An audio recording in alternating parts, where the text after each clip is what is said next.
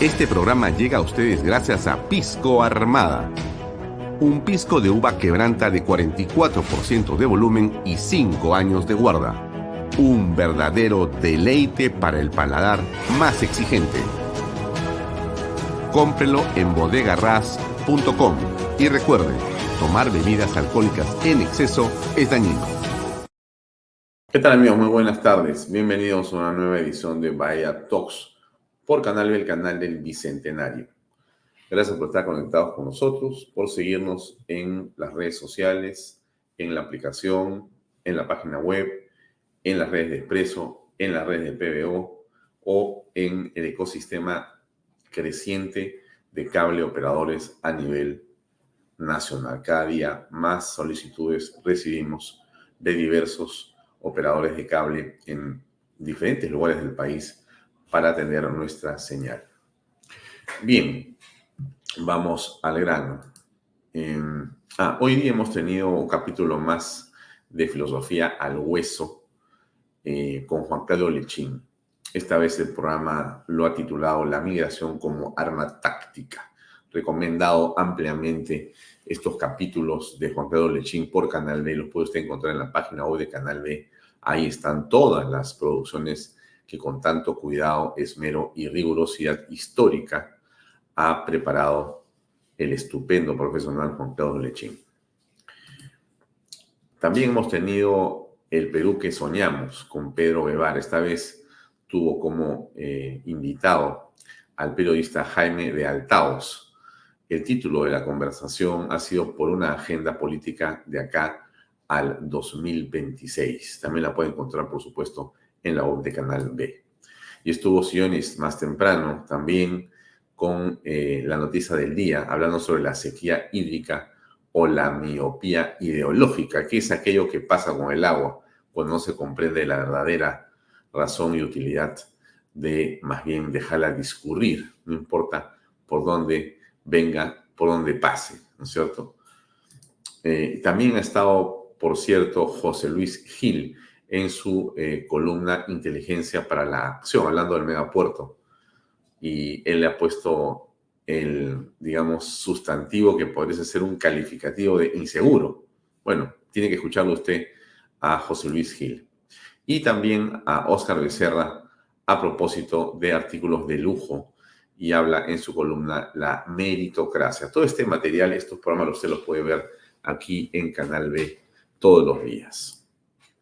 Y esta noche conversaremos in extenso de varias cosas, pero nos importa mucho tocar los temas de lo que está pasando con la crisis del dengue, esto que claramente está en este momento fuera de control en el país. Se hizo un cambio ministerial hace más de un año, porque justamente la señora que había estado fungiendo de ministra de Estado no parecía tener las cosas claras y aparecían los muertos y el crecimiento del dengue se disparaba.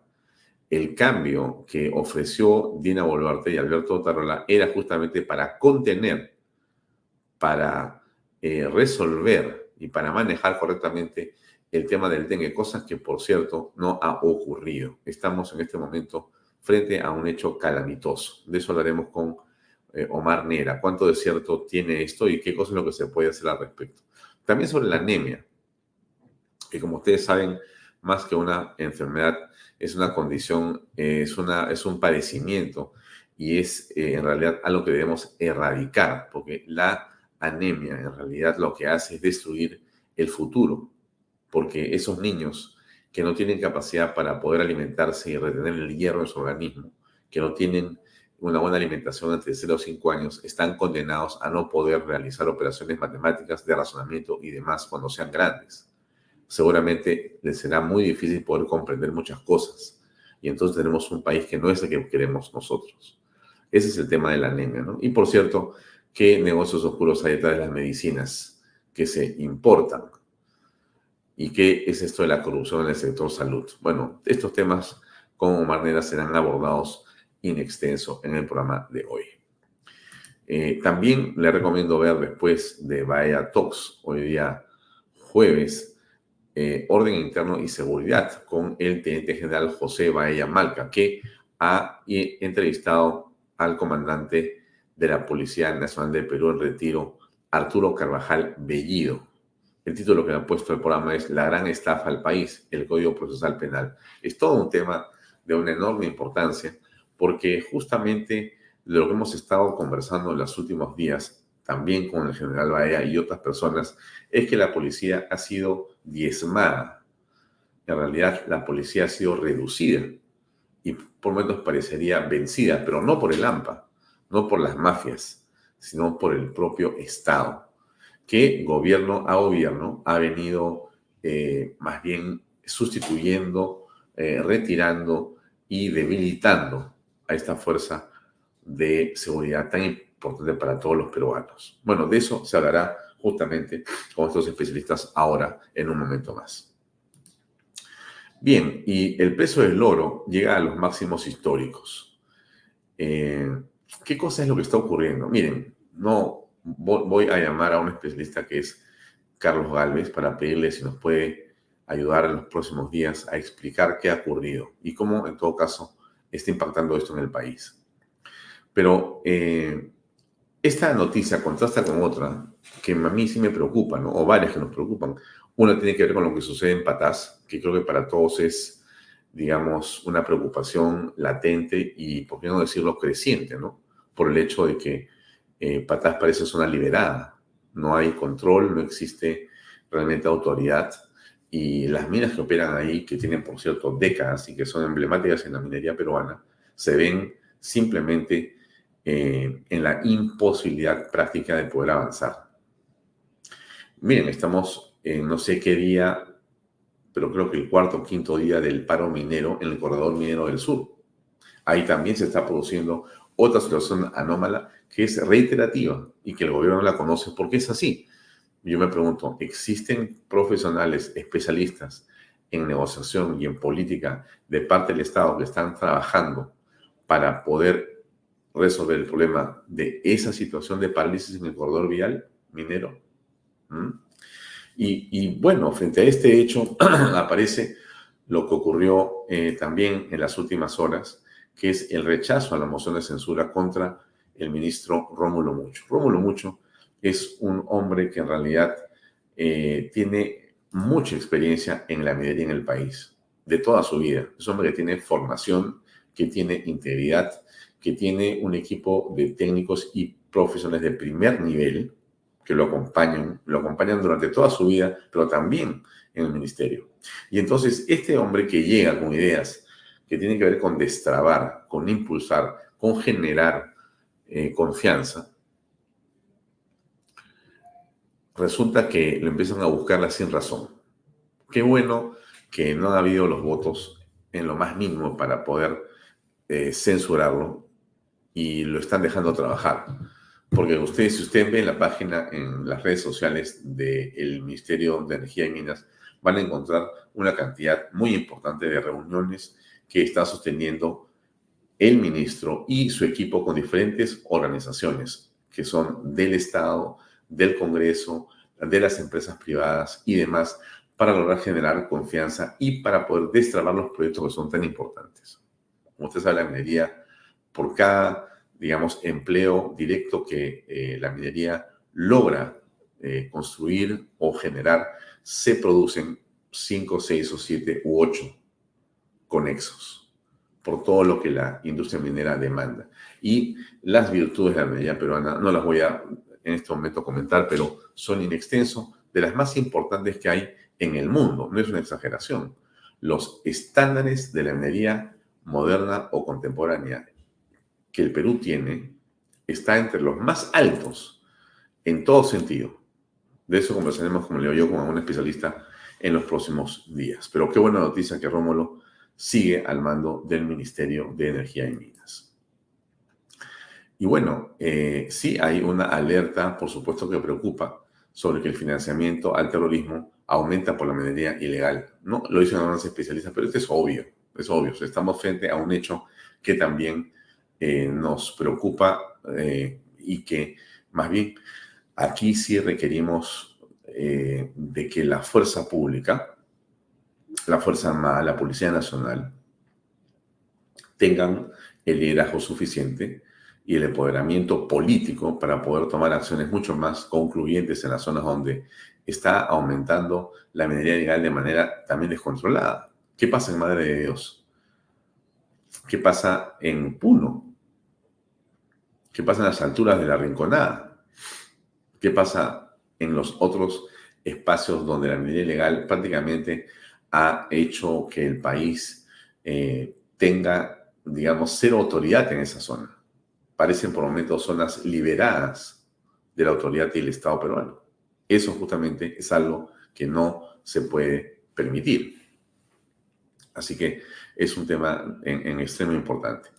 Ahora, y terminamos con el tema del terrorismo que está vinculado a la minería ilegal, pero también al Ministerio de Educación. El Ministro de Educación ha tenido una buena intervención diciendo que se han separado a 2 profesores procesados por el delito de terrorismo. O sea que no se va a permitir que quienes están procesados por esos crímenes estén dictando clases a los alumnos. Pues es realmente un contrasentido cómo se ha permitido. Qué bueno que le han puesto el paralelo. Y vamos a hablar de dengue, ¿no? Ya hay 114 fallecidos y 25 están en cuidados intensivos. Es algo tremendamente complejo y complicado que vamos a conversar con nuestro invitado en unos minutos más. Pero antes de ello, solamente comentar algunas cosas que nos parecen centrales. Una de ellas tiene que ver con lo que está o va a ocurrir en el puerto de Chancay.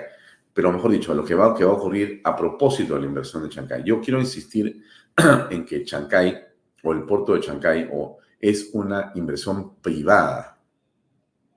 No es el Estado peruano.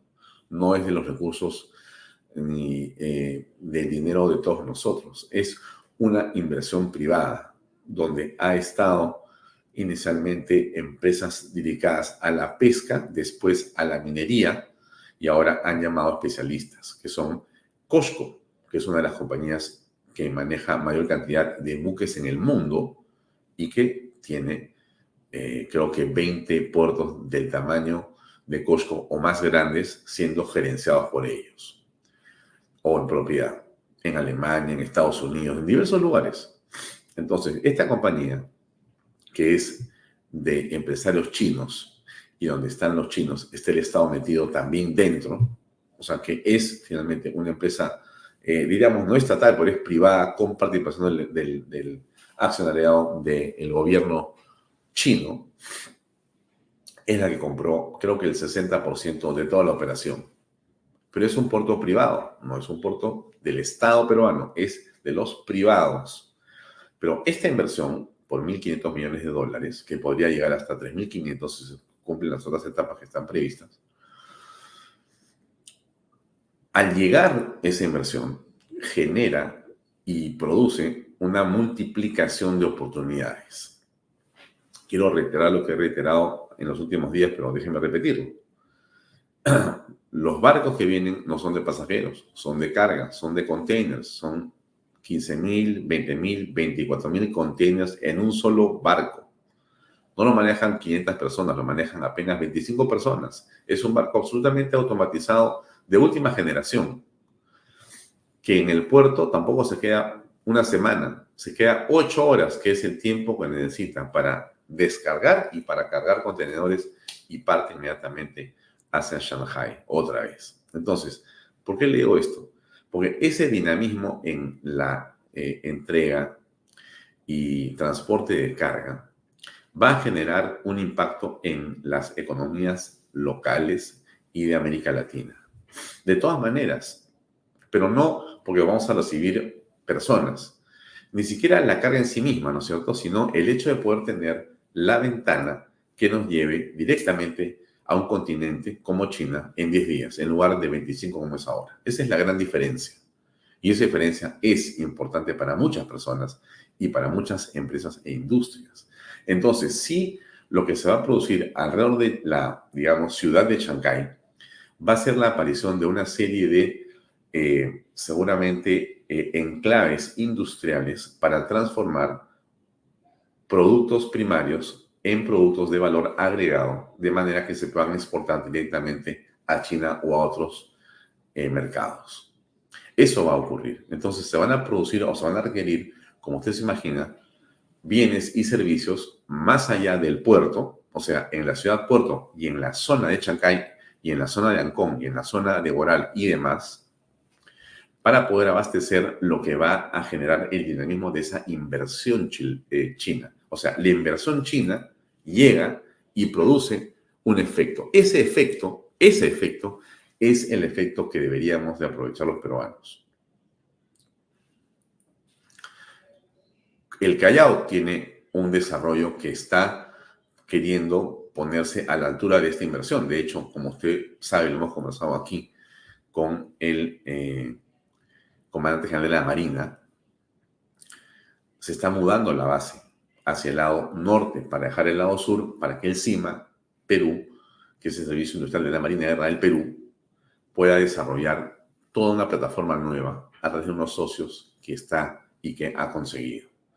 Todo esto, señores, es algo que va o debería generar beneficios para el país si estamos a la altura de las circunstancias, si miramos las cosas bien, si dejamos los atavismos, los complejos o las envidias y comenzamos a mirar las oportunidades que se pueden generar. Insisto, deje usted el puerto de Chancay con su movimiento de contenedores a un costado, porque es un negocio privado que tiene además una serie de otros países dentro de esa organización. O sea, no es de que China con su bandera ha tomado una parte del Perú y nadie puede mirar lo que está haciendo. No es así, no es así. Y el que lo dice se está equivocando. Y yo tengo, por cierto, bastantes diferencias o distancias y he hecho muchas críticas con respecto a lo que los chinos hacen políticamente, pero eso es otro tema. Otro tema porque hay cierta distancia entre lo que está ocurriendo en esta inversión y lo que podría ser la política, digamos, china, ¿no? Alguien me va a decir, no, porque están vinculados. Alfonso, no puedes decir eso porque China aquí es un enclave muy importante en su estrategia mundial. No lo niego, no lo niego, pero yo me pregunto, ¿eso también lo han rechazado los alemanes que tienen las inversiones chinas? ¿O los holandeses? ¿O los norteamericanos que hacen negocios con los chinos también en Shanghái? No, ¿no es cierto? ¿Y por qué tenemos que rechazarlo nosotros? Cero. Vamos a ver las cosas positivas. Entonces, yo creo que se va a generar un gran efecto multiplicador. Bueno, te lo dicen todos, no es que yo lo crea, lo dicen todos. Pero ahí hay una ventaja que tenemos que aprovechar los peruanos. Entonces, regreso a lo del CIMA, que ya lo comentaba Calixto Giampietri. ¿Se acuerdan ustedes, no? Se lo pongo otra vez. Ha conceptuado en la firma de este contrato con el CIMA, que es la industria naval que tenemos en el Perú, con la compañía de Hyundai, Heavy Industries, o sea, industrias pesadas de Hyundai, que es el constructor más grande del mundo, el primer constructor del mundo de buques, no solamente de transporte, sino de buques de toda índole, de alto bordo. Y esto va a generar una infraestructura sobre el CIMA tecnológica que no se tiene el día de hoy, que se tiene de forma muy reducida, podría decirse, que se va a explotar casi en forma exponencial, porque el primer constructor de buques del mundo va a estar en el Perú, en joint venture con el CIMA. Sí. Bueno, a ver, eso que dice Francisco Calixto Giampietri es muy importante. Encontré un videíto que le pongo que tiene que ver con esto. A ver. Finalmente, Hyundai, el mayor astillero del mundo, será el coproductor de barcos que se construirán en las instalaciones del CIMA Perú. Este hito convertirá al Perú en un hub para la construcción de grandes barcos en la costa del Pacífico. CIMA, a través de un comunicado, informó que Hyundai Heavy Industries, la mayor empresa de construcción naval del mundo, sería el coproductor seleccionado. Como parte del proceso de selección de un astillero coproductor para la ejecución de los proyectos de construcción naval local de 2 unidades auxiliares de transporte logístico, una patrullera oceánica y un buque multirol, CIMA recordó que los proyectos se desarrollan dentro del marco de las medidas adoptadas por el Poder Ejecutivo destinadas a la reforma de la industria nacional a través del fortalecimiento de la industria naval. Todo lo mencionado se da dentro del marco de los convenios específicos suscritos con la Marina de Guerra del Perú. CIMA Perú requirió conocer, tras una evaluación previa, a través de cartas cursadas a las embajadas de Alemania, Corea del Sur, España, Estados Unidos, Francia, Italia, Países Bajos y del Reino Unido, la existencia de muestras de interés por parte de la industria de defensa y los principales astilleros navales de dichos países por participar en el proceso. En su comunicado, CIMA detalló que debido a la complejidad del proceso para la toma de la decisión, se planteó el empleo de una matriz multicriterio para soluciones complejas, definiéndose contratar la asesoría especializada de Centrum PUC al tener que incluirse no solo aspectos técnicos, de costo, plazos, sino también el nivel de transferencia tecnológica, compensación industrial, participación de la industria nacional, entre otros criterios. Tras el proceso desarrollado por una junta de selección. Bien, dejémoslo ahí para no continuar en el tema, pero es algo que está sucediendo y me parece positivo. Nadie podría negar el impacto que lo que han hecho en esta inversión en Chancay tiene que ver con lo que está haciendo el CIMA. Entonces, no se trata de mirar solamente si el interés chino es el que va a prevalecer, no solamente ver si es que van a venir submarinos chinos o naves de guerra chinas, o si va a pasar algo con una guerra mundial y van a utilizar el puerto de Chancay. Señores, esa posibilidad es tan posible como que caiga un rayo en este momento y nos mate a todos. Así es. En el camino de que viene el rayo y aparece la guerra mundial, vamos haciendo negocios como Estado peruano, como peruanos privados, y vamos generando riqueza. Eso es. Vamos mirando claramente lo que está haciendo en ese puerto, vamos supervisando las cosas de la mejor manera posible y avancemos en el desarrollo. Ese es el camino que me parece importante. Y más, lo están viendo los peruanos de muchas maneras, ¿no? Porque se está mejorando o se está pensando en las vías de acceso, en los trenes que hay que tener, en la forma en que busquemos una manera en que desde Ucayali hasta acá se pueda traer esa soya brasilera que llegaría encantada, ¿no? Ese tren de repente lo pagan entre los brasileños y los chinos. Se está trabajando en una modernización de varios otros puertos, por ejemplo el de Chimbote. Se está trabajando en el puerto de Paracas, lo estaba comentando ayer Sillonis. Se está trabajando en el proyecto detallado sobre el nuevo puerto de Coríos. Es enormemente potencialmente importante y podría ser inclusive tan o más grande que el propio Chancay. Entonces hay que encontrar, digamos, las sinergias para tener una visión hacia el mar, hacia el litoral distinta. Pero lo están diciendo otros, porque como nosotros a veces los peruanos somos tan sospechosos entre nosotros mismos, no digo que sin razón, ¿no? Ya. Pero hay otros que dicen, oye, realmente los peruanos la están haciendo. Escuche usted lo que dice este político chileno, ¿ya? Escuche usted, atención, ¿no? Dura un cachito, pero es muy importante. La quebrada Camarones, y Iquique iba a ser el gran centro, y pusieron todo el potencial en Iquique, y Arica quedó abandonado hasta el día de hoy. Digan lo que quieran, Arica quedó abandonado a su suerte. Arica era 3 veces lo que Tacna, hoy día es al revés. Tacna es 3 veces lo que Arica. Sí, cualquier ariqueño, si quiere arreglarse los dientes, tiene que cruzar a Perú, a Tacna, y en Tacna te reciben, por 4.000 pesos te dan atención. O sea, está en función de un diseño geopolítico de coaptar Arica ante los ojos, la vista y la paciencia de Chile. Coaptarla, atraerla en su área económica. O sea, Perú está haciendo bien su pega. Y nosotros seguimos dejando votado Arica. Las probabilidades de que Arica pueda retornar a Perú en el futuro tienen un sustento legal. Wilson Barrantes Castrat, exdirector de la Dirección Nacional de Inteligencia, señala que existe la posibilidad de apelar a la Resolución 1514 de las Naciones Unidas. Esta resolución establece que todos los territorios conquistados por la fuerza deben ser devueltos a sus legítimos dueños. Con esta resolución, Perú tiene abierta la posibilidad de recuperar sus territorios de Arica y Tarapacá. Chile es plenamente consciente de esta situación.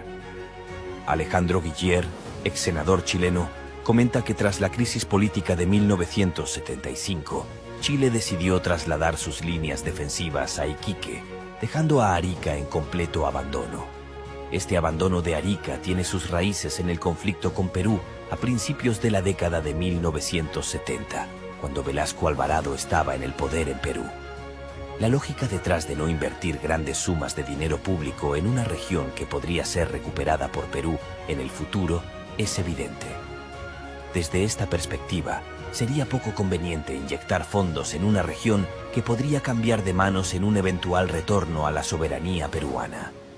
Esta consideración, basada en la lógica y la prudencia, podría estar influyendo en la falta de inversiones gubernamentales en Arica hasta la fecha. En la actualidad, la frontera de Chacaya, en el límite entre Arica y Tacna, es el punto más transitado de Chile, con alrededor de 30.000 personas cruzando diariamente. Sorprendentemente, la mayoría de estos viajeros son chilenos que se dirigen hacia Tacna. Como mencionamos anteriormente, esta ciudad peruana se ha convertido en un destino más atractivo para servicios, comercio y turismo. Bien, ahora yo le pregunto a usted, ¿qué piensa de esto? ¿Qué le parece esto? Como tantos otros videos que hemos visto sobre la propia forma en que los chilenos explican que Perú les ganó en el desarrollo portuario, habiendo estado Chile muy avanzado durante muchas décadas. Usted sabe lo que es Tacna. Usted sabe lo que es Tacna. Tacna es, en realidad, una industria de mucha intensidad en todo lo que son servicios médicos, pero gigantesco. Lo que dice el señor es cierto. Todo el mundo pasa a Tacna para verse los dientes. Todo el tema odontológico es, pues, muchísimo más barato, mucho más eficiente, más variado y además, por cierto, con todo respeto por los amigos chilenos, la comida peruana en Tacna no tiene pues ni punto de comparación, ¿no? Con la chilena, ¿no? Los chilenos que saben comer no comen en Chile, pues comen en Perú, por supuesto, se tienen que ir a Tacna. En fin, podríamos dar horas del tema, pero le dejo el pensamiento, o sea, o nos subimos a la ola o nos quedamos mirando otra vez los puertos, el litoral, la Costa Verde sin ningún servicio, la mina con el mineral metido ahí, el agua que se va y te viene en el río. Nos quedamos con un país rico y lleno de posibilidades para contarlo en los libros, pero pobrísimo. No, yo no creo eso. Y me queda muy poco tiempo, pero le pongo esto de López Aliaga, porque me parece interesante compartirlo. Mire usted, escucha, le decían, ¿cómo es posible que ella endeuda a la municipalidad? Señalado que la comuna no tendría la capacidad financiera para hacer frente a sus obligaciones en 18 años. Mentira. Ese consejo fiscal es político, no es técnico. Ese consejo fiscal está formado por un señor del Partido Morado. O sea, ¿con qué cara viene a opinar un señor que es político, que quiere reventar la gestión? Primero que renuncie al Partido Morado y opine, pues. Y otros dos que son del partido de Vizcarra, ¿no? Y de Humala. Si no tiene autoridad para hablar, mejor que se calle la boca. O sea, si el mundo le da clasificación a la Muni Lima, AA, ¿qué diablos tiene que opinar el Consejo Fiscal? Le explico un poquito más. Hay dos reglas fiscales. La regla contable, que dice no te puedes endeudar por más de tu facturación. Esa es una. Pero dice o, y repito, o, si tienes grado de inversión y tienes buena nota, dada por un tercero clasificador tipo Moody's, Fitch o Standard & Poor's, que son instituciones internacionales, tienes buena nota, te ponen 18, sí puedes a largo plazo, ¿no?, tomar deuda solamente para infraestructura, para hacer lo que estamos hablando, la red de puentes aéreos que en Lima necesita gritos. Lima tiene el peor índice de tráfico. Solucionémoslo pues, ayúdeme a solucionar. Tiene razón. Lo dejo ahí. Vamos con la entrevista con Omar Neira. Adelante, por favor.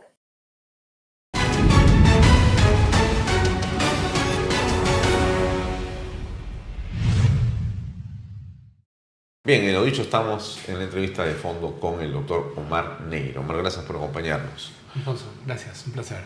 No sé si son buenas o malas noticias, pero el hecho de que nos reenfoquemos en general en los temas fundamentales del país, de todas maneras, es más alentador que seguir discutiendo por los relojes o las alhajas de la presidenta Boluarte. Entonces, mi primera pregunta es, el asunto del dengue, pareciera por las noticias que escuchamos, que más allá de que crece o no, parece fuera de control. ¿Cuál es tu percepción de lo que está pasando con el dengue o qué conocimiento tienes al respecto, con respecto de cifras y demás? Tienes razón cuando dices, esto es un descontrol, se les ha ido del manejo sanitario. Si bien es cierto, es un problema regional, América del Sur está sufriendo dengue, pero nosotros tenemos una incidencia particularmente alta. Las cifras de fallecidos son ya casi 4 veces el 2023 en comparativo, y en algunas regiones como Lima, Ica, en lo que va del año ya superó a todo el 2023 en número de fallecidos. Y en número de contagios estamos en una historia parecida. Yo creo que el número de contagios hay que multiplicarlo por 5. Es más o menos lo que está pasando con COVID, porque no hay tanta gente que se está yendo a hacer pruebas, porque ya el sistema sanitario otra vez está colapsando. Y entonces se les ha ido su control, entre otras razones, porque este gobierno negó que había una crisis sanitaria a principios de año. Ellos dijeron que no había epidemia, que no había y que habían controlado el dengue. Entonces descuidaron hacer una política importante a fines del año pasado para prevenir, evitar que se proliferen los mosquitos, entender qué está ocurriendo con el mosquito y a partir de ahí hacer un manejo. El dengue es endémico, tiene 40 años posiblemente en el Perú como epidemias focalizadas, pero sí no hemos comprendido hoy, 2024, el año pasado, 23, con esas lecciones, cómo controlar. Las cifras de hoy son impactantes, ¿no? Lastimosamente hay poca cobertura en términos de interés, pero los fallecidos están por los 120, ¿no? Ahora, esta, digamos, epidemia del dengue va a llegar o llega a un pico, no sé si estamos en el pico más alto, si seguiremos con más contagios y muertes, y después va a ir desapareciendo de manera natural. ¿Así funciona esto?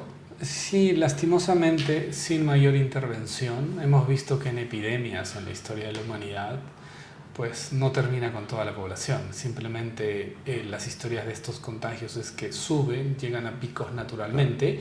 Hay intervenciones que ayudan, pero en este caso, por ejemplo, no hay una intervención importante, y va a contagiar a toda la población susceptible a ser contagiada y va a caer. Hoy hay regiones que empezaron con picos en febrero, marzo, que han empezado a descender, y otras van a crecer y van a descender. En mayo empieza un descenso, junio descenso, pero historia natural.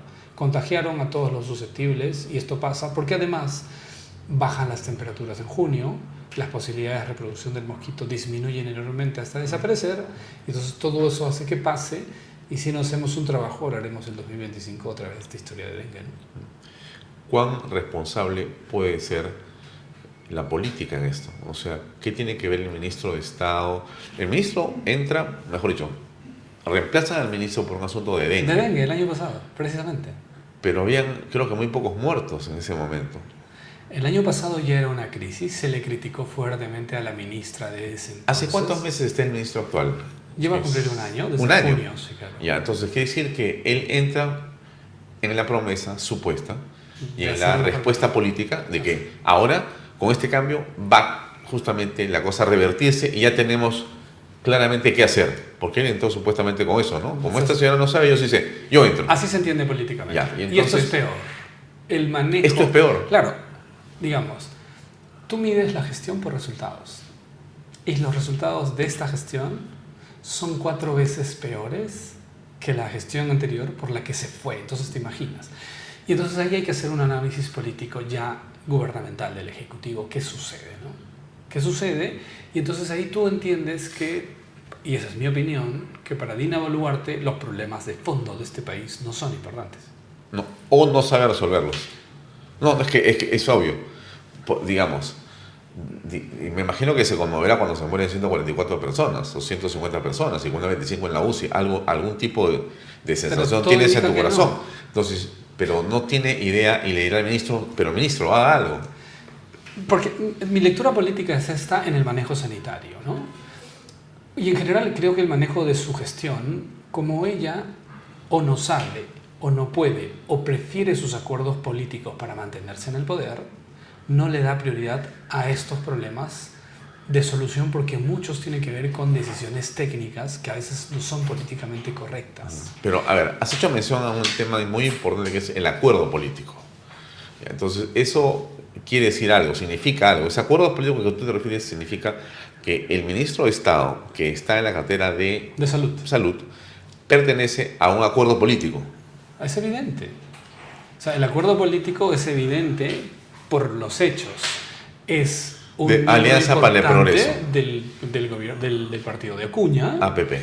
Es alguien muy vinculado a la gestión de salud en APP en los últimos años en el Congreso. ¿Ah, sí? Sí, claro, él ha sido durante muchos años ha sido asesor de la Comisión de Salud. Porque además APP tiene la Comisión de Salud hace muchos años en el Congreso. Hoy día, desde junio, desde que asume este ministro, si tú quieres hacer una lectura completa de la política sanitaria, está a cargo de Acuña, porque Acuña tiene la Comisión de Salud, donde se puede plantear soluciones en términos normativos, donde se puede fiscalizar al Ejecutivo, pero si es del mismo partido, no fiscalizan, por lo tanto no hay un control político a la gestión política de un gobierno en términos de salud. No se van a fiscalizar ellos a sí mismos. O sea, claro, deberían hacerlo, pero no quieren hacerlo, obviamente. No, pues. Ellos manejan, además presiden el Congreso. Claro, entonces, por lo tanto... Ese es el acuerdo político. Por lo tanto, para mi lectura, el éxito o el no éxito de la gestión sanitaria en estos últimos 12 meses es completa responsabilidad de Acuña. Claro, interpelas al ministro del Interior, interpelas al ministro de Minería, interpelas al ministro de Cultura, pero no interpelas al ministro de Salud. Tiene ciento y pico de muertos y tiene gente metida en la UCI, hay miles de contagiados, y esto continúa, y ese tema no se toca. Hay otros temas, no se toca. ¿Por qué? Porque tienes estos acuerdos políticos que le hacen daño al país, Alfonso. O sea, finalmente los acuerdos políticos tienen que darse, pero los acuerdos se dan para beneficio del ciudadano. Se supone, ¿no es cierto? Pero hoy no ocurre. Eso es para un beneficio de mantenerse en el poder, tanto en el legislativo como en el ejecutivo. No, pero vamos a leer la cosa un poco más allá. Omar, me parecería que hay algún beneficio, no para los ciudadanos, pero para alguien, sí. Para ellos. O sea, tú dices claramente, se supone que el acuerdo permite que la ciudadanía pueda ser mejor atendida, y el acuerdo político permite una solidez, una mejor articulación política, ¿no? Se supone. Para hacer viable la gestión. Yo tengo un partido, quiero una cartera, acuerdo con el Ejecutivo, me dan la cartera, yo como soy especialista en ese tema, despliego mi capacidad y políticamente sirvo a la población y me beneficio con el resultado. También al gobierno. La política se trata de eso. Muy bien, ¿no es cierto? De eso. Todo check. Eso es política. Ya. Aquí en esa cadena de éxito hay una cosa que no funciona, y es que el resultado para la población no existe, pero la pregunta es si el resultado para quien está tomando la cartera sí le sirve. Si de repente el resultado es económico o de otro tipo, porque, digamos, si tú me dices que la Comisión de Salud está en las manos de ellos y el Ministerio hace tanto tiempo y no ocurre nada y vemos una degradación en el sistema sanitario, algo está mal.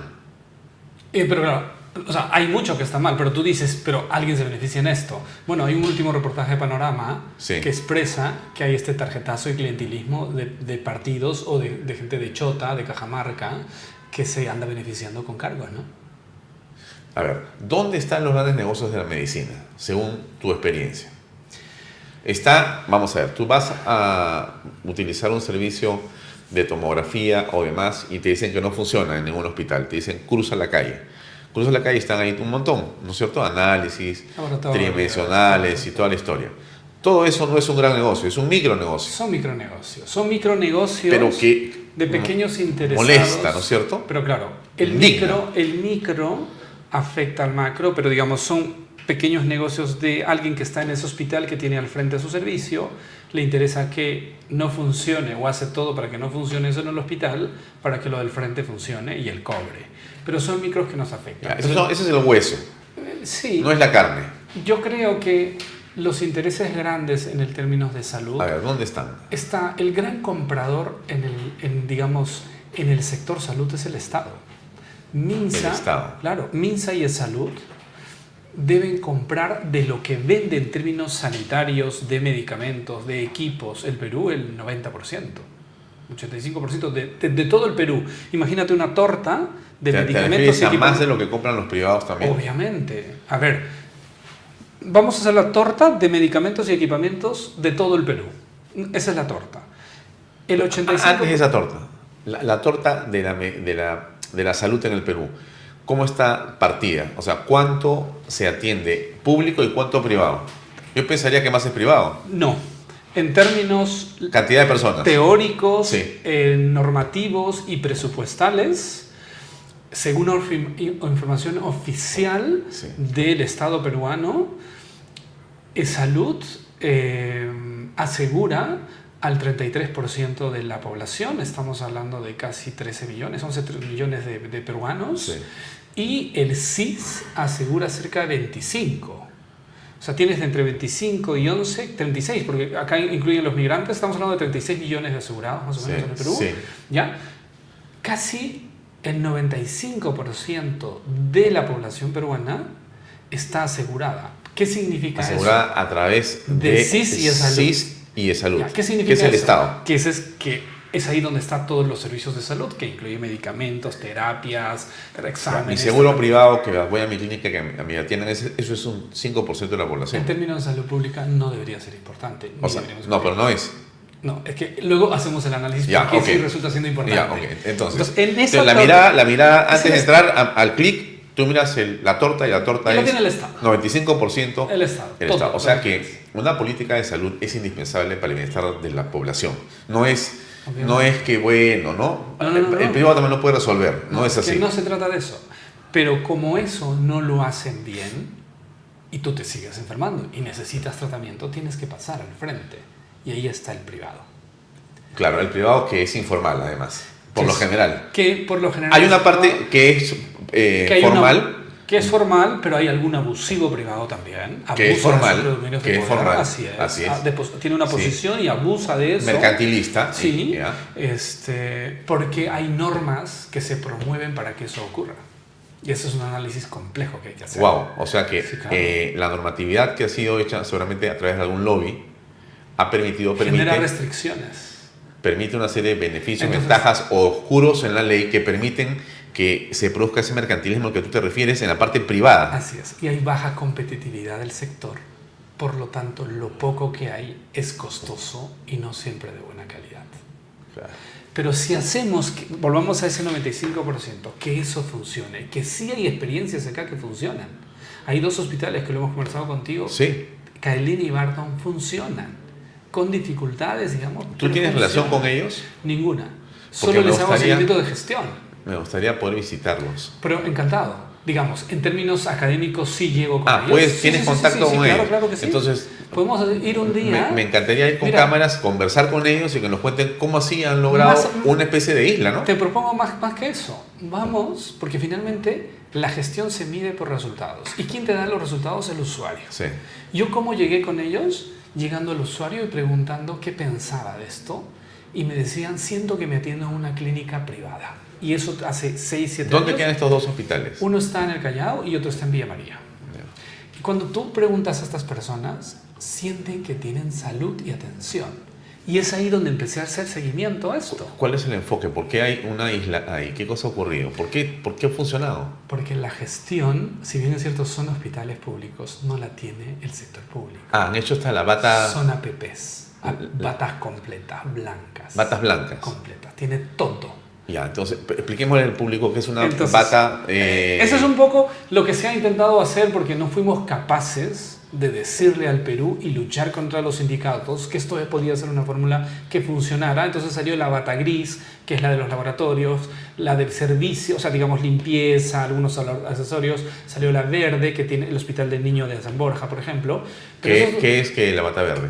es la parte de algunos servicios tercerizados, ¿no? Ya. Laboratorios. ¿Y la blanca qué es? La blanca es todo el sistema, la gestión la tiene un privado. O sea que No es privatizado. la estructura, el hospital, ¿no? Las camas, los colchones, eso pertenece Los al Estado. pacientes, el presupuesto, todo es del Estado. Ya. Pero Y el la Estado gestión- gira un cheque Y te lo da Alfonso Baella, Ya. te voy a dar ¿Tanto? $300 por año por 250,000 pacientes Así y tú es. encárgate de que tengan salud. Ya. Y ese es el concepto. Vamos a monitorear de- permanentemente todas las encuestas que tú me ¿Y dices. sabes qué significa salud? Que es lo que hay que cambiar el chip en el Estado. Y ese es el gran reto que alguna vez el Perú podría hacer. Salud significa que no te enfermas. Salud no significa que te Que te traten, atienden. No, es que no llegas a que te atiendan. Sí. La prevención. Ya. Y ellos, las APPs entendieron, hace 15 años salió esto. Lo mejor es que no llegues. En ese momento, el 70% de pacientes llegaba al hospital. Los que sabemos y estamos metidos en salud y gestión, sabemos que el 70%, 80% de enfermedades se previene. Hicieron un trabajo grande de atención primaria y esa pirámide de que 70% llegan al hospital, hoy se quedan en la atención primaria, ya no llegan al hospital. Como gestión es muy rentable por una Súper. razón. Por $1 de prevención te ahorras 100 de gestión. El Estado no te va a pagar más si se enferman todos. No. O sea que Es fabuloso. el objetivo, que es la salud de la persona, queda absolutamente atendida porque no se enferma. Así es. Y si te enfermas te atienden Se rápido. resuelve en la parte Así es. primaria. Y si te enfermas te atiendes rápido Rápido. porque tu sistema no está tuburizado. El presupuesto es el mismo, no aumentó ni disminuyó. Pero tú como gestor sabes que si previenes tienes mayor utilidad.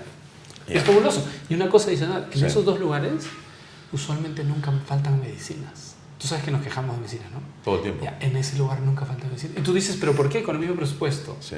Porque al gestor le pusieron una cláusula, y eso se trata de hacer esos contratos. Si tú no tienes los 99% de medicamentos, te penalizo por cada vez que no tengas. Y Claro. lo tienes. Claro. No te doy más plata. Ajá. Solo le pusiste una cláusula Claro. adecuada. Claro. Y él tiene que funciona. tenerlo ahí por contingencia, tiene que tenerlo para Escúchame, evitar el problema el de la penalización. 95% de forecast, le llamamos planificación de medicamentos, lo vamos a saber para el próximo año en base a data. Yo sé más o menos de qué se enferman, cuántos se enferman y cuánto utilizo. Hoy con inteligencia artificial lo haces con un clic. El Estado no lo quiere hacer, ellos lo hacen. El privado lo hace. ¿Tú te has ido una vez a un privado y te ha dicho no tengo la medicina? No. ¿Por qué? Si es el mismo médico. El médico del privado es el que te atiende en realidad. Siempre tiene. Siempre tiene. ¿Sabes por qué? A precios a veces exorbitantes. Ya, pero ok. Esa es otra discusión, pero lo tienen. ¿Sabes por Siempre. qué? Se puede planificar. ¿Por qué el Estado no puede tener? Si a veces el Estado paga 6 veces más su precio cuando tú haces el análisis de compras de medicamentos. ¿Por qué no lo tiene? Porque no solo no utilizan la información para planificar. A ver, ¿por qué crees que hace 2 semanas alertábamos que no había medicinas para 69 pacientes en Ancash por UTA? Si sabemos que hay UTA todos los años. ¿A quién le conviene que no haya? Y esa es una de las respuestas Ese a tu es otro pregunta tema. anterior. Hay gente, hay empresarios corruptos, mercantilistas, que les interesa que no funcione el sistema. ¿Por qué? Porque venden 6 a 10 veces más su producto, porque saben que se vende y lo tienen guardado. Cuando ya está al límite te dicen te lo tengo, pero cuesta 6 veces más. Y hay gente que gana, coimea y hacen todo ese proceso, ¿no? Y la declaratoria de emergencia en una serie de momentos Eso es abre fabuloso. la puerta para la todos. compra Sí, directo. a esos precios. Sin control, porque te permite eso. Pero mira, hasta el dengue es planificable. O sea, tú puedes planificar. O sea, hoy deberíamos estar comprando medicamentos para el 2025. Claro, Así para que que no nos pase esto el próximo año, ya que este año Más o menos vamos es un a saber desastre. cómo viene la enfermedad. Sabemos la epidemiología, sabemos la casuística, data. Pero claro, en el Estado no, o sea, todo está, hasta un Excel podría hacerlo. Soy aventurado al decir eso, ¿sí? Pero hasta un Excel lo podría hacer. Sinceramente sí. Pero hoy tienes un software que te permite saber, porque se puede hacer ya. ¿Y sabes qué se llama eso? Gestión. Sí. Pero me hablabas, a ver, hablamos de la microcorrupción o el micronegocio en la salud, ¿no? Okay. Están formales o informales, privados, al frente de los hospitales que supuestamente no funcionan en sus principales, digamos, tecnologías o maquinarias. Y entonces hay otro tema que es más grande que eso, que es a lo que vemos todos los días, y que es la compra de medicinas. Sí, claro. Esa compra de medicinas, ¿por qué hay tanto interés? ¿Qué cosa es lo que se mueve ahí? ¿Cuáles son las dimensiones del negocio? La industria, ¿Qué cosa pasa? La industria de las medicinas es muy potente en el mundo. y en el Perú no va a dejar de serlo. Hay mucho dinero de por medio. Y entonces hay gente que le interesa generar más utilidades. ¿Cómo generas más utilidades? Vendiendo a sobreprecio. ¿Cómo vendes a sobreprecio? Generando escasez, oferta y demanda. Entonces hay gente que le interesa que el sistema de compras nacional no funcione. Entonces ahí tú tienes una mezcla de ineptitud, 5 o 6 directores de Senares en 8 meses. ¿Qué es Senares? Senares es la Central Nacional de Compras de Medicamentos. Ajá. ¿Y qué pasa ahí? Pues hay ineptitud con esta gestión también. O sea, si pones, Claro, si pones 6 directores, no tienes idea de cómo manejar eso, pues, porque es tu responsabilidad nombrar a uno que sea competente. Sí, pero lo que tú me dices me hace pensar que no hay ineptitud, ¿no? Bueno, tal vez. Bueno, pareciera. Es una mezcla de ineptitud. Claro, la ineptitud es la primera. Y te lleva. Claro, si no conoces y no has escuchado a Omar Neira, pues decir, oye, ustedes no saben hacer su trabajo. Pero en el fondo pareciera ser de que saben hacer su hay trabajo. Intereses para intereses, ¿no? Porque la ineficacia de sus decisiones beneficia a los que están en el mercado de las medicinas. Así es. De manera directa. Finalmente eso ocurre. Wow. Y entonces entonces tú terminas comprando medicamentos entre 6 y 10 veces más su costo. Eso pasa hoy. Te explico cómo funciona. A ver. Yo soy Senares, tú eres el sector privado que tiene la industria farmacéutica y te digo, señor Baella, cotíceme a 30 días amoxicilina tal 10 millones de tabletas. Tú eres una empresa formal, seria, internacional, transnacional, y me respondes, me dices, señor Senares, no lo puedo hacer en 30 días, entregarte esto porque son 10 millones, te lo entrego en 60 días o en 90 días porque tengo que importar, es un proceso y todo eso. Descartan tu opinión. Pasa 30 días, no compra nadie, te vuelven a cotizar el mes siguiente. Dice, señor Baella, cotíceme por 30 días más, entrega en 30 días 10 millones. Y tú vuelves a responder. Oye, y dices, pero no puedo. Y yo te lo dije. Okay. Otras meses. Tercer mes te vuelven a decir, señor, cotíceme, y tú dices, no puedo. Entonces agarran y dicen, miren, ¿sabes qué? La industria no puede. Pero le dicen a Perico Los Palotes, ese tercer mes le mandan la cotización. Que sí tiene. Y él sí tiene y puede. Pero dice, tu valor es 10 centavos de dólar. Y el otro lado $1. es $1. Y se lo compran porque tiene para los 30 días. Quien se interese entre a Senares y va a ver que esto es cierto. Así funciona. Pero es un robo. Sí. Es un robo. Pero no solo a es los un más robo. pobres. Ok. Pero el asunto es que llegó tarde, pues. ¿Por qué llegó tarde? O sea, y están comprando el día 90 finalmente. Claro. Tú podrías entregar un par todo de a 10 ya centavos. hubo muertos, todo lo que se necesitó. Es carísimo. Entonces, claro, pero dejas de comprar porque pagaste 10 veces más su precio. Dejas de comprar tu medicina y por eso no hay medicina, no hay presupuesto y el sistema fracasa. Pero si tú hoy hicieras la licitación para el 2025, señor Bahía, le dices, quiero que el 1 de enero del 25 me entregue 10 millones de dosis, tú lo vas a entregar no a 10 centavos de dólar, posiblemente a 80 centavos, porque tienes predictividad, negociar con el mundo, posibilidad de entregar y es a futuro, si el Estado fuera responsable. Todos nos beneficiaríamos, pero eso no lo quieren hacer. Sería transparente, o sea, finalmente todo esto puede ser transparente utilizando inteligencia artificial, sistemas, se puede. O sea, pero tiene que quererse, ¿no? Y es lo que no parece que no, hubiera. Pero, a ver, deseo. Pero, y intención. ahí hay que ser realistas, necesitamos tomar decisiones políticas con costo político, porque si haces esto, hay gente muy importante y poderosa que no quiere que suceda. Y lo que van a hacer es boicotear las decisiones y lanzar una campaña de cualquier... para que tú no estés. Y tiene que haber una decisión política importante de alguien que quiera cambiar, que tenga eso que tú sabes que debe tener, para asumir eso en pos del beneficio de la población. Y a veces eso no quieren hacer. Pero, Omar, Te enfrentas a sindicatos, te enfrentas a la industria poderosa corrupta de la farmacia que hay. La mayoría no lo es, pero hay algunos que sí. Entonces hay advenedizos que crean empresas por 3 meses, venden medicamentos y se parecen. Eso no puede ocurrir. Pero eso es el que vende 10 veces más. Así es. Obviamente conectado con Senares o con alguna persona de ahí o con este problema que va a existir. Así es. Y a veces crean el problema. Y a veces hay medicina falsificada que entra al encima. Pero esto que tú dices, Omar, es en extremo grave porque no vamos a poder vencer a estas mafias si además son poderosas y no hay una posición política firme y encima los tienes dentro? Porque si tú me dices que hay un partido político que ha estado manejando el tema de salud durante años desde el Congreso y un buen tiempo desde la dirección del Ministerio de Salud y no pasa nada, si la cosa es peor, pareciera que hay otros intereses ahí.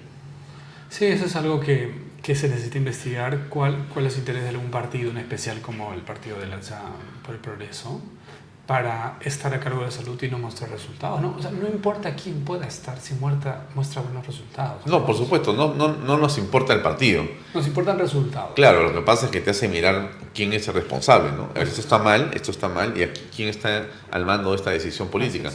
No parece ser la presidenta Boluarte. No parece ser, porque ella necesita tener acuerdo político para tener un soporte político. Y para sobrevivir. Para sobrevivir, y en eso descuida aquello que debe ser importante para ella, que es la población. El otro tema tan preocupante como el dengue, o para unos más, es el asunto de la anemia. Definitivamente. ¿Por qué la anemia es tan grave? ¿Qué es lo que pasa con la anemia? ¿Qué ocurre cuando un niño tiene anemia, cuando una madre tiene anemia? ¿Qué se produce ahí? ¿Qué ocurre? ¿Lo puedes sanar? ¿Lo puedes curar y se acabó? No. A ver, si bien es cierto, no, o sea, catalogarlo como una enfermedad como tal no es así, pero las repercusiones de los niños anémicos a futuro para ese niño, para su comunidad y para nuestro país es muy potente lo que sucede. ¿Por qué?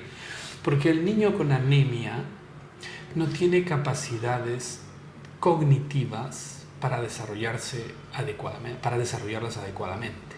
Entonces, ¿qué quiere decir? Que su cerebro no va a desarrollarse adecuadamente para que cuando sea adulto pueda cumplir funciones básicas. No te hablo de funciones espectaculares astronáuticas, no, básicas, de sumar, comprender, entender, votar bien. O sea, hacer un análisis y decir: ¿por qué voto por un impresentable como Castillo? Porque es dispararme a los pies. ¿O voto por alguien mucho más coherente o importante que pueda beneficiar a la sociedad? Esos análisis requieren constructos cognitivos neuronales. Cuando tienes anemia y tienes deficiencia de hierro, ese proceso de formación de neuronas no se da. Y entonces, si tienes poblaciones con 70% de anemia, poblaciones infantiles, destinas al fracaso tu sociedad. Porque ese 70% alguna vez va a ser el empuje de la clase obrera, profesional, dirigente, muchos del Congreso, porque no tienen esa capacidad, es porque posiblemente sufrieron de anemia. Entonces, destinamos generaciones al fracaso como país. Entonces, las apuestas grandes que podemos hacer, o sea, por ahí hablamos, ¿no? Siempre te dicen: ¿y qué podrías hacer si te toca decidir para hacer Corea del Sur? En los años 60, nuestro per cápita era superior a Corea del Sur, sí, a Singapur. Sí. Pero ellos apostaron por educación de calidad y nivel. Nosotros no vamos a poder aceptar en generaciones, apostar por eso, porque nuestro recurso humano no va a ser capaz de hacer una profesión, de hacer una maestría, de hacer un doctorado. Ahora, hay una similitud y diferencia con nosotros, y esos dos países que he mencionado. Lo que dices es muy cierto, hay que subrayarlo, ¿no? Eran menos que nosotros y se han convertido en potencias mundiales. ¿Por qué? ¿No? Tú hablas de la educación, pero hay un hecho político que a las dos las hermana, y lamentablemente hay que decirlo, ¿no? No hubo democracia. Hubo un régimen autoritario y dictatorial que tomó el poder y que dijo: esto se va a hacer de esta manera, y obligó durante décadas a esas dos naciones a comportarse de una forma y no de otra. Y finalmente, hoy día, Corea del Sur, en democracia, ¿no es cierto?, es una de las primeras potencias mundiales, con niños que tienen un coeficiente intelectual que pelea con Japón. Es impresionante. Es decir, mucho. Esos niñitos coreanos son unas balas y están construyendo el mundo del presente y del futuro. Así. Justamente hablábamos hace unas horas con Francisco Alexto Giampietri y comentábamos el hecho de que en el CIMA Perú se está construyendo ya una asociación que ya se consolidó con Hyundai Heavy Enterprises.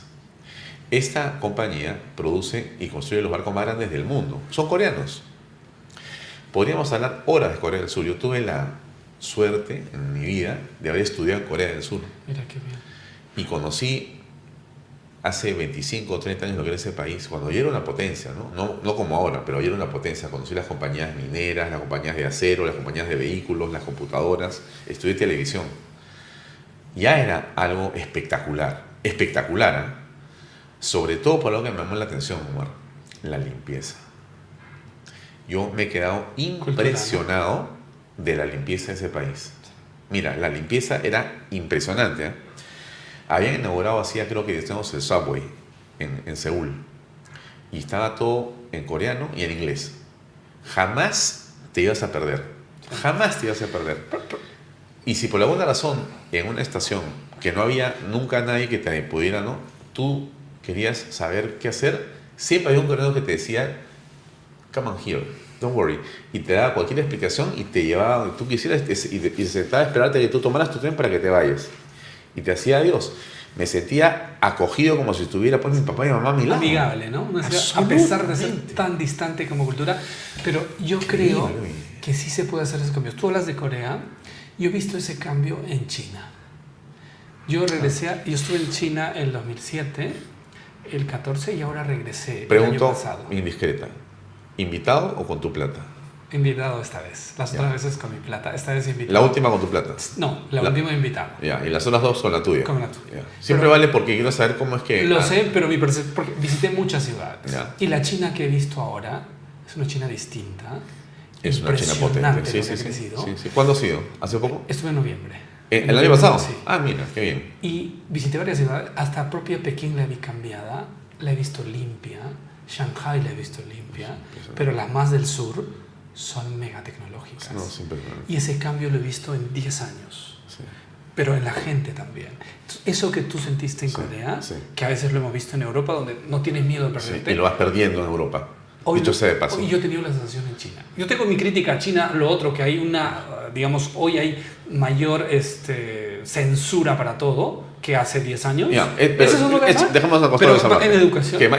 Comparto contigo ese la tema. apuesta a la educación que ha hecho China es brutal. Tiene 900.000 posgraduados estudiando en el mundo. Entonces, volviendo al punto. No, es que no salgamos del punto todavía. Porque es que es importante no salir todavía del punto. Okay. Porque es que hay que incidir en la importancia de la educación. Ya, ese es el motor de cambio. Mira, y la tecnología. Tú sabes que yo soy un poco, digamos, fanático o interesado mucho en la tecnología, ¿no? Porque me produce mucho interés. Entonces estuve leyendo mucha información en torno a cómo se ha planteado los esquemas de visión de futuro de China con respecto a la tecnología. Por supuesto, leí los documentos del enemigo, ¿no? Del enemigo de ellos, ¿no? O sea, de los ingleses y norteamericanos, ¿no es cierto? Entonces leí temas especializados donde contaban todos los detalles con una serie de ajíes adentro de lo que estaba pasando. Y después leí algunas otras informaciones un poco más neutrales, si quieres, ¿no? Pero para tratar de sacar mi propia conclusión. Y el tema es bien interesante, pero fíjate, estos chinos, ¿no? Han tenido una visión que es la visión de Xi Jinping, ¿no? Ese modelo sí es de su concepción de poder, digamos, no sé si se puede dominar el mundo, pero donde la tecnología y el conocimiento en la realidad es el tema más importante. Sí. Y la independencia tecnológica. Y ya, ahí va a llegar. Entonces, fíjate, estas personas te cuentan, ¿no? Por ejemplo, el 5G y el 6G y lo que viene, todos los protocolos, o sea, los acuerdos mundiales sobre esas tecnologías, no el 3G ni el 4, el 5 y para adelante, esos protocolos, ¿quién los ha hecho? Ellos. ¿Por qué? Porque a todas las conferencias mundiales de las organizaciones que ven estos temas, iban delegaciones de chinos 500, gringos 20, 15. O sea, los 500 chinos, todos PhDs, todos 2-3 maestrías, todos de 35 años, iban y estaban descelebrándose sobre cómo deberíamos plantear el tema hacia el futuro y cómo ellos deben estar ahí Y tienen una serie de políticas internas muy interesantes. Cada vez contratan menos con foráneos en temas de tecnología. Ningún parte de un teléfono chino o ya no tienen. No, ya no. Ya tienen independencia tecnológica. Ya tienen independencia Desde tecnológica. Desde el 21. Es Esa ha sido la apuesta de Xi Jinping. impresionante. Sí, es la apuesta de Xi Jinping. Yo tuve la oportunidad de conocer al director de APEC para transformación digital, Wow. el profesor Xu de China. O sea, tuve esa Allá. Allá, yo estaba con él, tomé un curso con él. Qué fantástico. Y te habla de estas cosas. Y entonces fui a Baidu. Baidu es la competencia de Google. Ya. Allá. Baidu. Sí. Es impresionante lo que Sí, están claro. haciendo. O sea, han copiado, pero ya con su propia tecnología. Claro. Y ellos hoy te dicen, a diferencia de ellos, de ustedes los occidentales, nosotros no nos consideran occidentales, no somos nada. Sí. Estamos hablando de Europa y Estados Sí. Unidos. Ellos tienen su estación compartida espacial, nosotros tenemos la nuestra. Entonces nos llevaron a la Universidad Tecnológica del Sur de China, que soporta la estación espacial. Es impresionante hacia dónde va. El concepto universidad ya no es el nuestro. El concepto universidad de ellos en cualquier materia, en la que yo fui, ciencia de la salud, en tecnología, es darle soporte a su país y al mundo. La universidad ya no está para formar profesionales, es para ayudarle al mundo a ir a ese futuro.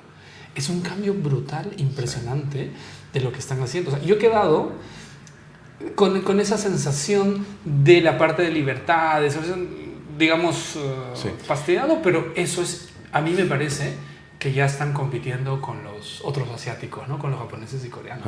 Y entonces ahí se produce pues una situación que nos lleva a la reflexión otra vez, porque tampoco hay libertad de expresión ni de comunicación en China. Eso es otra cosa. Sí. ¿No? Tu teléfono no funciona ya. No. Eso no Además, lo único que podrías usar creo que es el Yahoo. No, ya no puedes. Ya no tampoco, pues yo estuve hace 5 años. No, yo también. Ya no. No podía, no. Desde el 21, ningún medio occidental funciona ya. Claro. Yo usualmente... ¿Y cómo te comunicas? Yo usualmente no tengo efectivo, no tengo mayor cosa de ahorros, pero normalmente viajo con tarjeta de crédito. Claro. En los últimos 15 años soy full tarjeta de crédito para comprar un caramelo. Ya. Yo por cosas de estas llevé $200. Ya. ¿Y Si tu no tarjeta de llevaba crédito? los $200, ¿qué? estaba ¿Tu muerto. tarjeta no funcionaba? No funciona la No te tarjeta puedo de creer. crédito. No. Tú dices, no, ellos tienen todo un sistema distinto. Y eso lo comprendí después de la conversación con este profesor. Ellos están apostando para que Occidente use sus tecnologías. Antes fue al revés. Ellos usaban las tecnologías. Esa es mi interpretación. Sí. O sea, le dije, no puedo, no tienes como...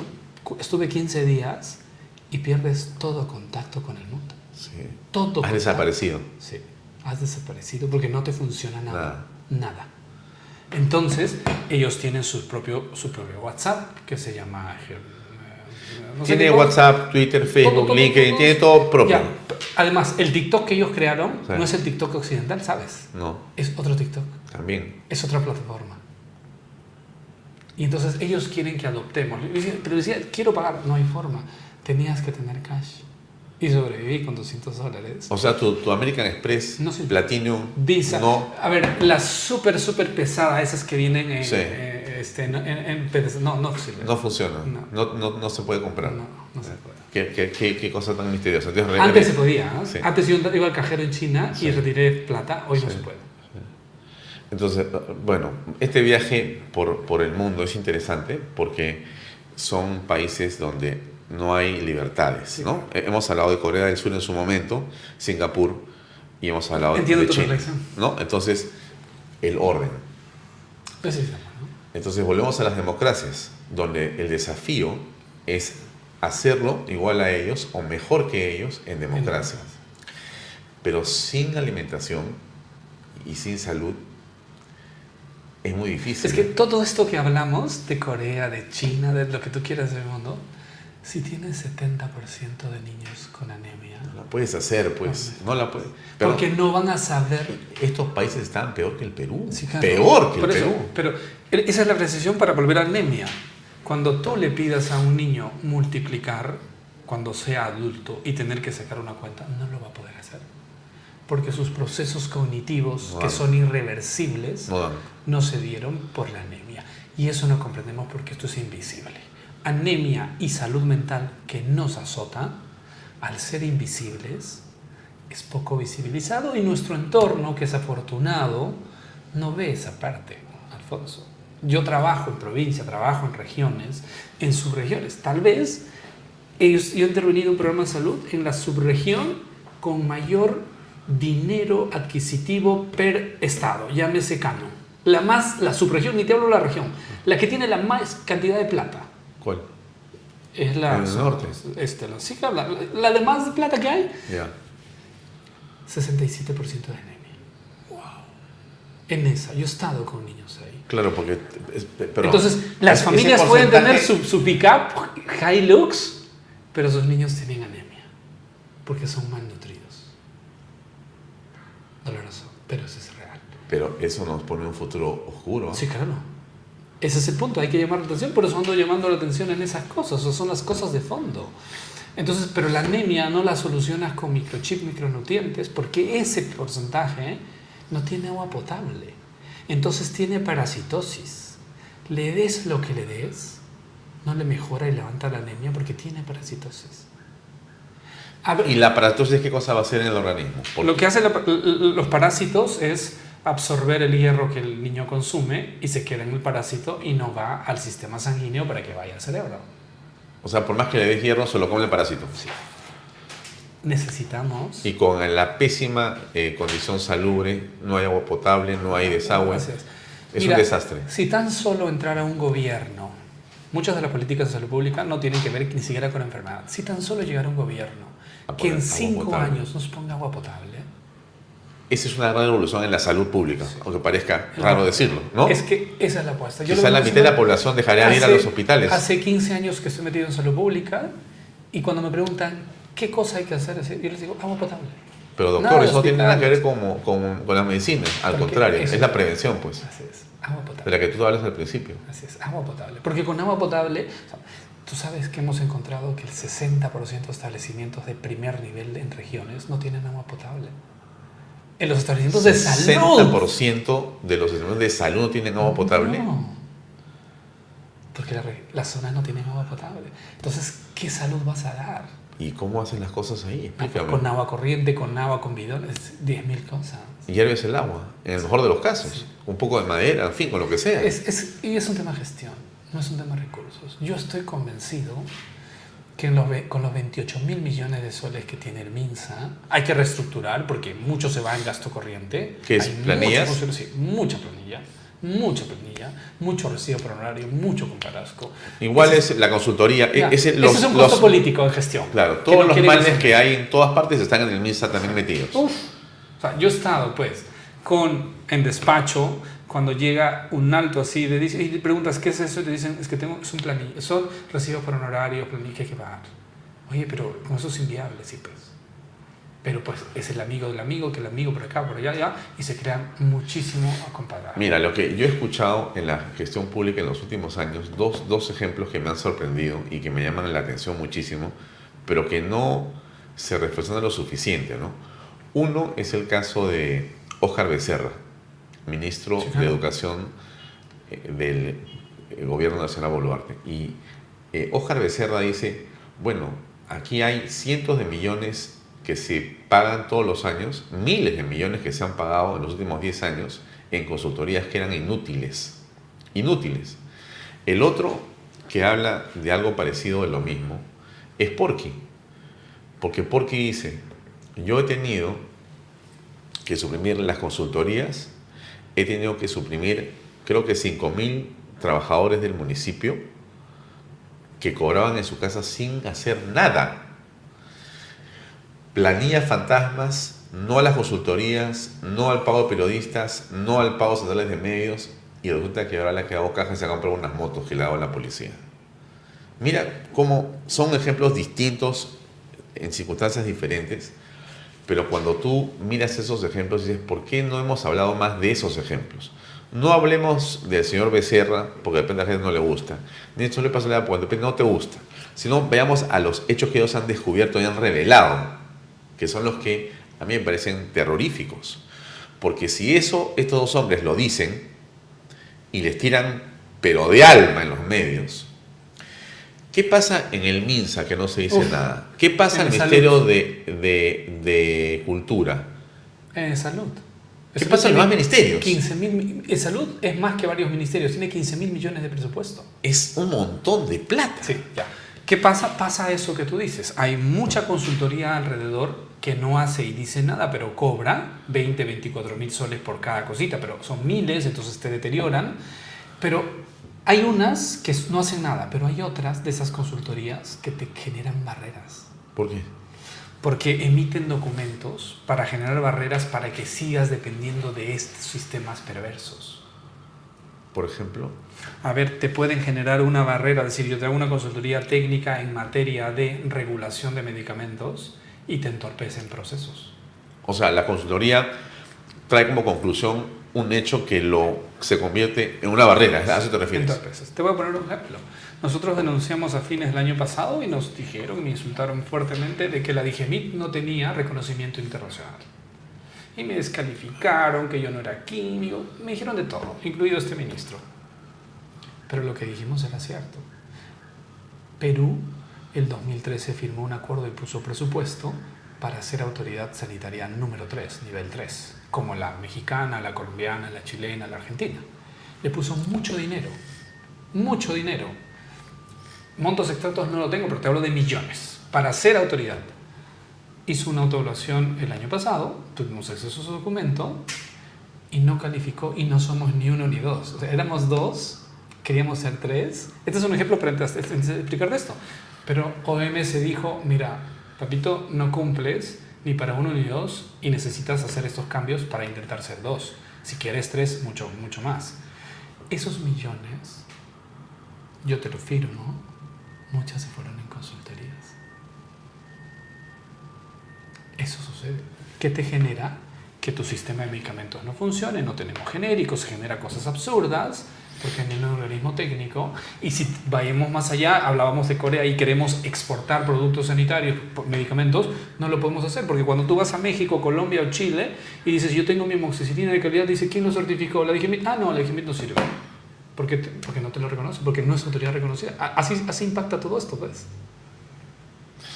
Pero además, Víctor Andrés García Belaúnde, Vitocho, ha dicho acá que DIGEMIT es una mafia, sí, claro, así de fuerte. Con Vitocho hemos tenido conversaciones técnicas. Así es, lo que dice Vitocho, yo lo firmo. Pero es que, Omar, no puede ser. O sea, ¿dónde estamos? ¿Me explico? O sea, si la dirección que se encarga de certificar lo que entra o lo que se puede uno meter en la boca para sanarte está manejado por mafiosos, realmente el país también ahí está hasta las recontrapatas. Pero a ver, fueron tan avesados el año pasado, hechos, ¿sí? Yo intento hablar siempre sobre hechos, que liberaron unas vacunas que habían sido retiradas porque se rompió la cadena de frío. 300 y tantas mil vacunas. Sí, sí. Fueron avesados los de DIGEMIT. Sí, sí. ¿Tú crees que hay alguien sancionado? Cero. ¿No? Esto sabe este ministro. ¿Por qué no tomó decisiones sobre eso? Hay intereses. ¿Y tú crees que sea cierta esa historia que un laboratorista muy reconocido, con un laboratorio importante de peruanos con estándares internacionales, hizo una vacuna, inclusive para el COVID, y le cobraban $1 millón para pasar los primeros registros?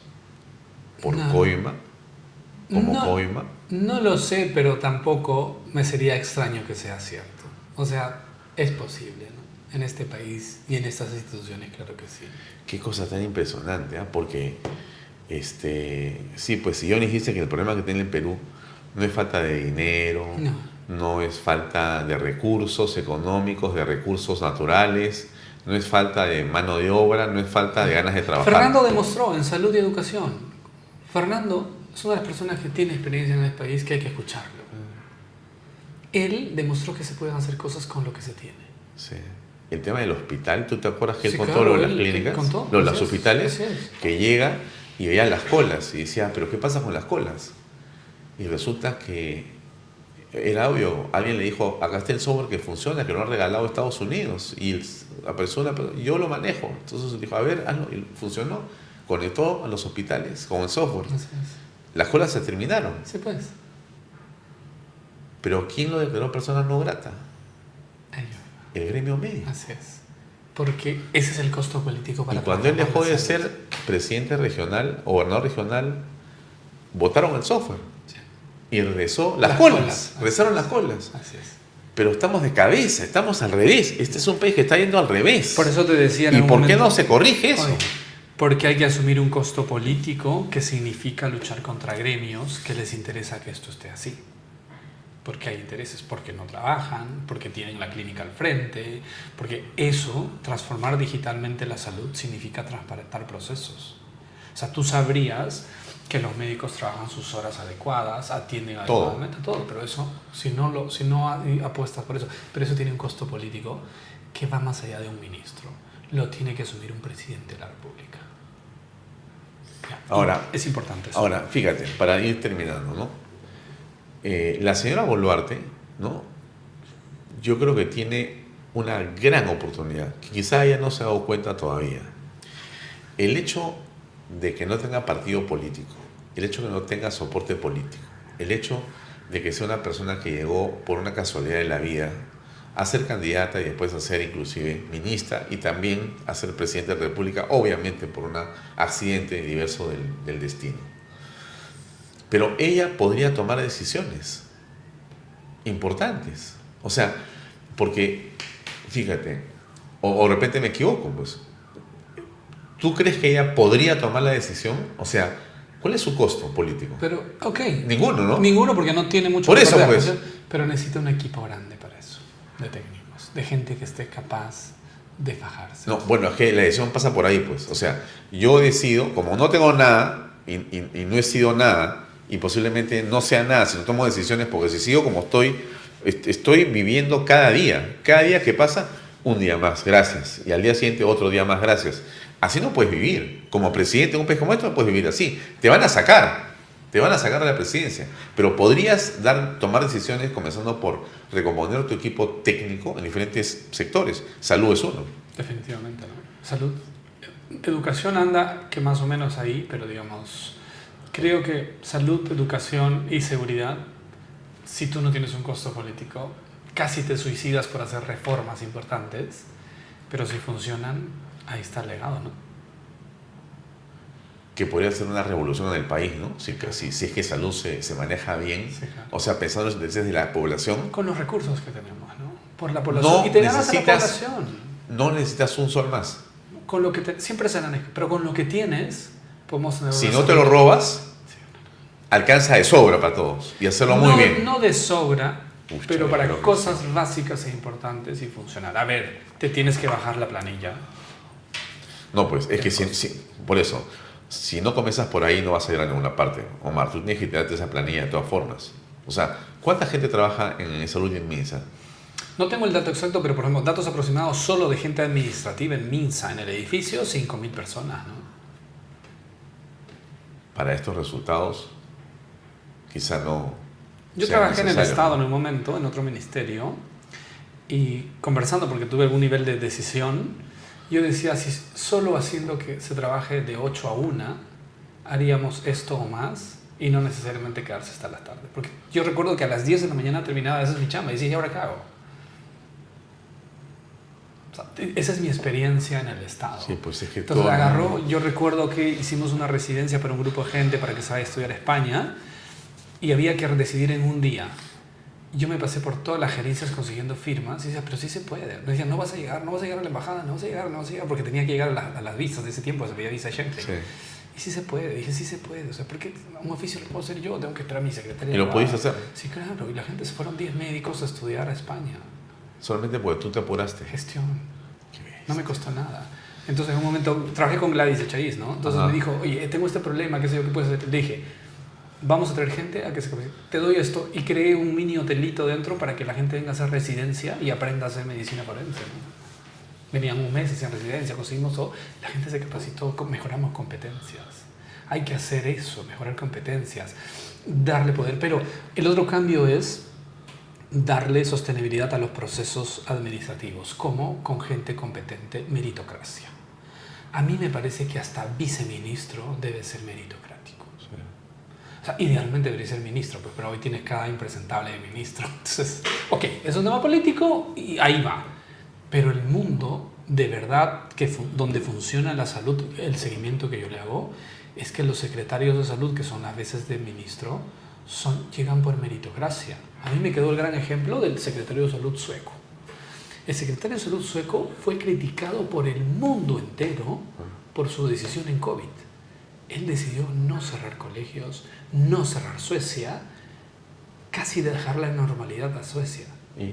Porque su cargo era meritocrático y el primer ministro no lo podía tocar. Pero él utilizó la evidencia científica para tomar decisiones. No estoy comparando a Perú, comparo con sus pares. Ahí.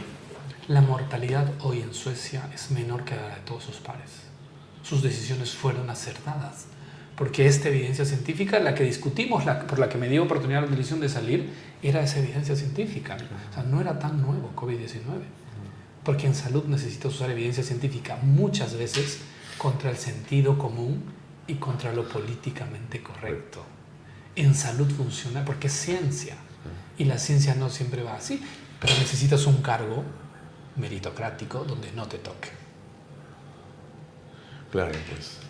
Qué bien funciona el BCR, ¿no? Para el quinto superior, ¿no? Es requisito para entrar al BCR ser el quinto superior. Ya. Tienes que ser una estrella de la universidad. ¿Por qué no? Para comenzar. ser director general de los ministerios, viceministros y ministros, seas ya no quinto, tercio superior. ¿Qué tal? Y es una valla, ¿no? Sí. Tercio superior. Sí, pues. Congreso ya es otra cosa, es una profesión distinta, pero para el Ejecutivo, para hacer esto, mínimo haber sido tercio superior. ¿Qué tal? Bacán, ¿no? De repente ya pasamos a un nivel mejor, ¿no? Porque ya tercio superior ya es un análisis distinto. Quinto superior mucho mejor, ¿no? Sí, pues. Entonces, eso es meritocracia. Deberíamos ir premiando esas cosas, ¿no? Entonces, ¿por qué funciona Cancillería? Porque meritocracia es una escuela. Sí. ¿Por qué en general el ejército o los institutos armados tienen estructura? Porque la espada de honor es espada meritocrático. de honor, ¿no? O sea, un comandante general... Y cuando tú te vuelas a los generales porque te da la gana, como hizo Sagasti, atentas contra la policía que tiene problemas. Así es. Pero cuando tocas a la Marina, ves que la Marina Mira funciona la como Marina. un relojito.